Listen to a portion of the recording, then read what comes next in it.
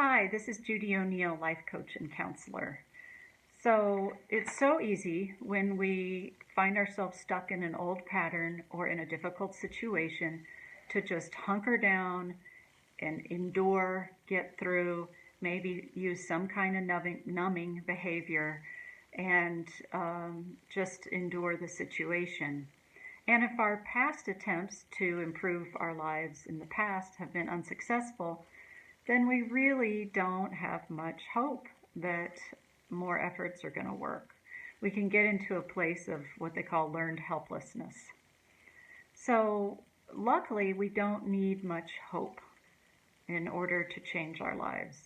What we really need is I cans. Now, what do I mean by an I can? An I can is a really, really small step in the right direction that feels right to you, that feels good in your gut. And when I work with clients, I don't tell anybody what to do, but I come up with a lot of suggestions. And then if any of them feel right and useful to a client, then that's what we run with. And so that's one thing, it's got to feel right. And then it also has to be so small that you say, oh, I could totally do that. So that's a definition of an I can. I cans are important for three different reasons. One, you actually get something done. Two, you start building confidence that, hey, I think I can maybe help myself. I think things can possibly change. And three, you open doors. So if you take some little step, once you're there, you don't know then who you might meet or what commercial you might see on the TV or what you might read. And so I kind of see it as, those advent calendars where there's all the tiny doors. I feel like taking a very small step forward, and I can, is like opening an advent calendar door. So a friend asked for my help. He wanted to lose weight and finally eat healthy. And this guy that I care for had extra weight on him and was living on fast food and sugary sodas. So I asked him what he thought a first step could be. And he said, oh, I've got to cut out all the sugary soda. And we talked about how that might backfire to have such a huge step forward. And we kept breaking it down. And the first step we came up with, he was used to buying 24 cans of pop. He's from the Midwest. He called them pop. A week at the grocery store. And so I said, well, what do you think about buying 12 instead? He's like, oh, I could totally do that. So we brought him down from cutting out soda altogether to just sticking with 12 a week to have at home. And a step at a time, he only has 2 cans of pop a week now, in the whole week, and he's lost 15 pounds.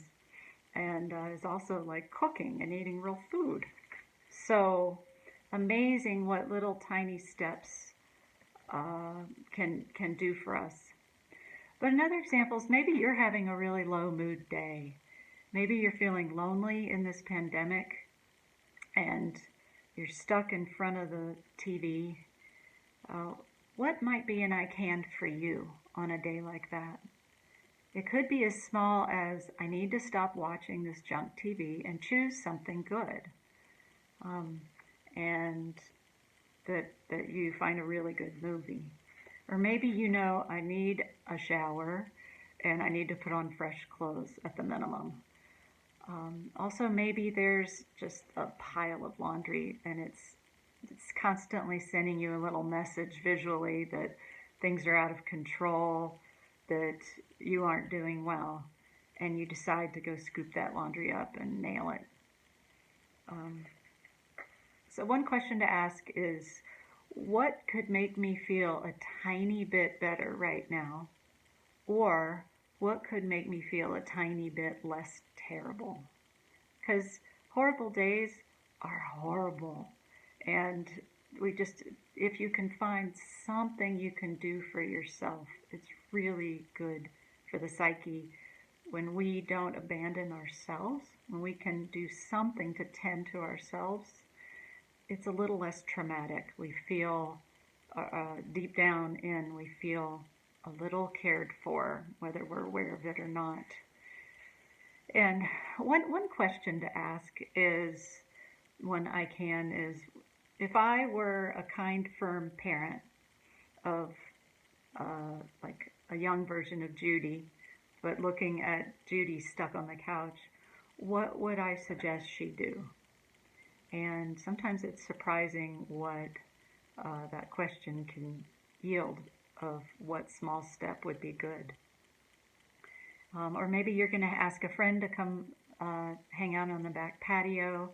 Maybe you want to do something meaningful. Maybe you can find it in yourselves to call and check on a friend who's going through chemo. Or take your neighbor's dog out for a walk because the doggy needs more walking. Or it could be the I can is I can tell the truth to myself that I actually am really depressed and I need professional help. So it's up to you. No one can tell you what your right I can is in this moment. But the great news is you aren't trapped. You are not trapped. One step at a time, change can happen.